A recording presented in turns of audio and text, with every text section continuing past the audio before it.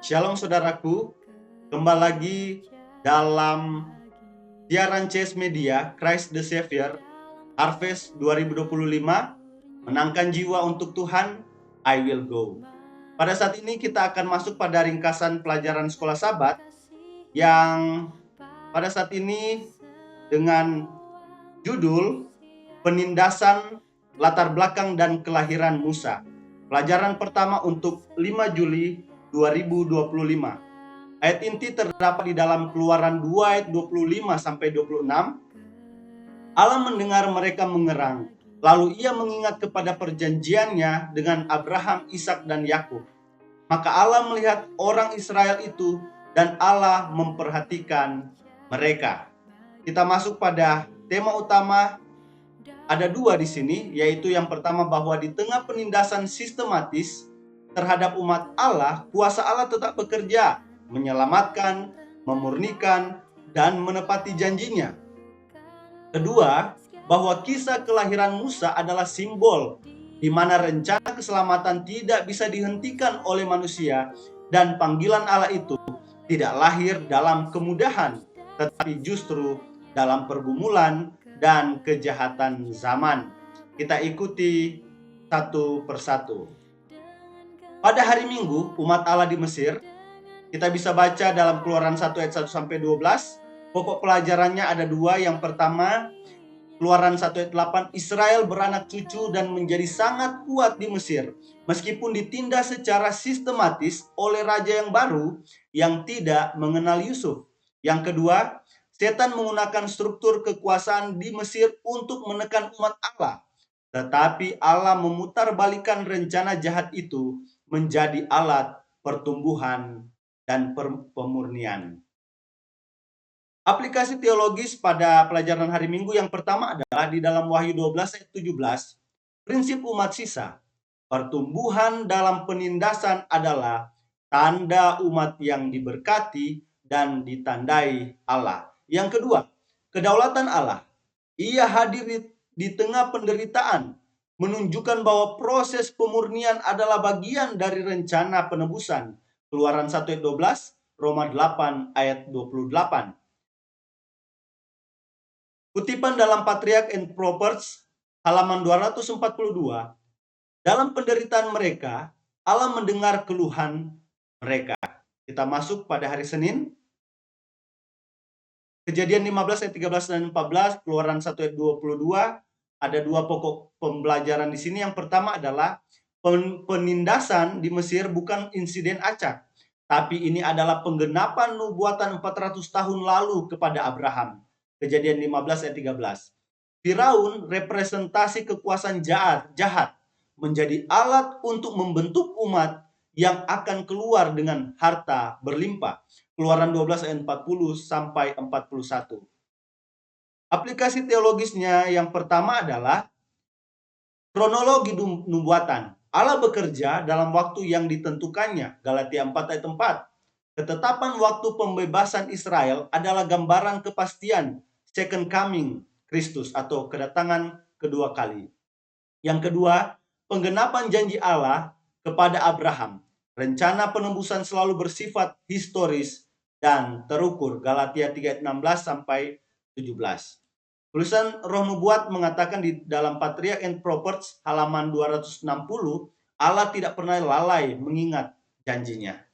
Masuk pada hari Selasa, para bidan Ibrani. Kita bisa buka dalam Keluaran 1 ayat 15 sampai 21. Pokok pelajarannya terbagi dalam dua. Yang pertama, Sifra dan Pua menolak perintah Firaun yang tidak bermoral karena mereka takut akan Allah lebih daripada takut pada manusia. Yang kedua, nama mereka disebut Alkitab, tetapi nama Firaun tidak.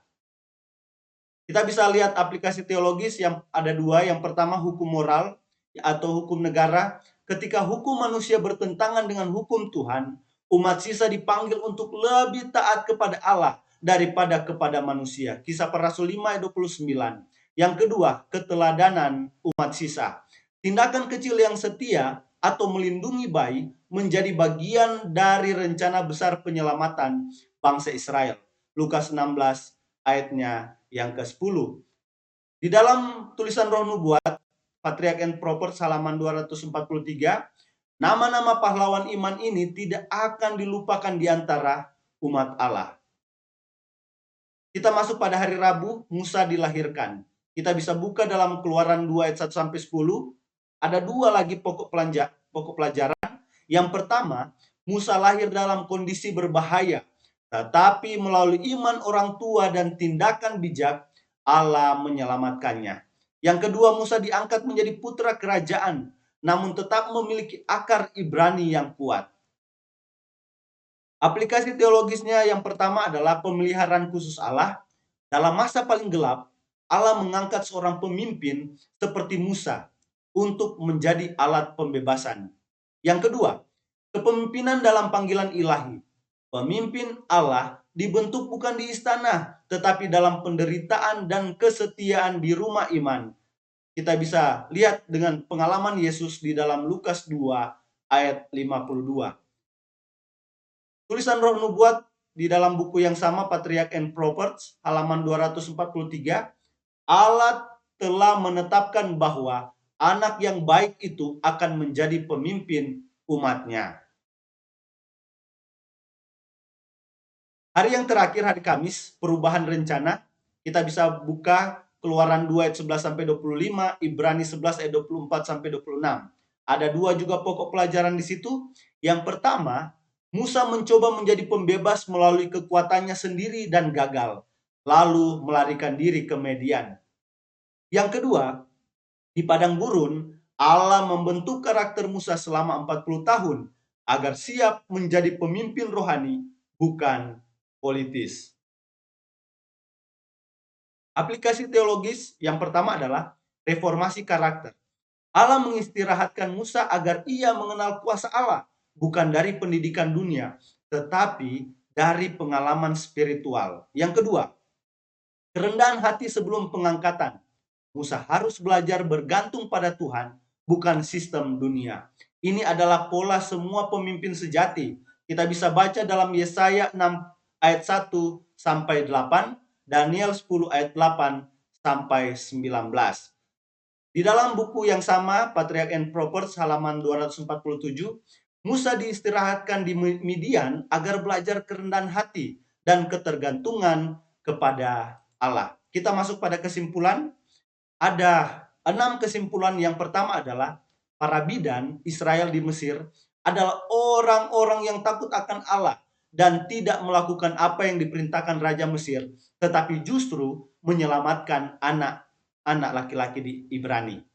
Yang kedua, setan sendirilah menggerak rencana membunuh bayi-bayi Ibrani karena dia mengetahui bahwa seorang penebus akan bangkit di antara anak-anak Ibrani. Setan berharap dia dapat menggagalkan rencana ilahi tersebut.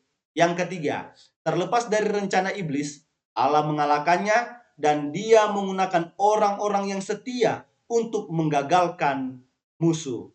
Kemudian yang keempat, Yesus mengalahkan setan melalui kehidupan dan kematiannya di kayu salib. Yesus sebagai penguasa dan penghulu dunia tetap direbut oleh setan. Yang kelima, dalam kegelapan dan kesulitan dan penderitaan, manusia perlu mengarahkan pandangan kepada Tuhan dan mempercayainya, kepemimpinannya dan hikmatnya, karena dia tidak akan pernah meninggalkan anak-anaknya. Yang terakhir, dalam bab 2, kata Elohim muncul kembali. Elohim adalah Allah yang kuat dan yang dinyatakan dengan panggilan. Pertama, kedua, mengingat, melihat, dan peduli.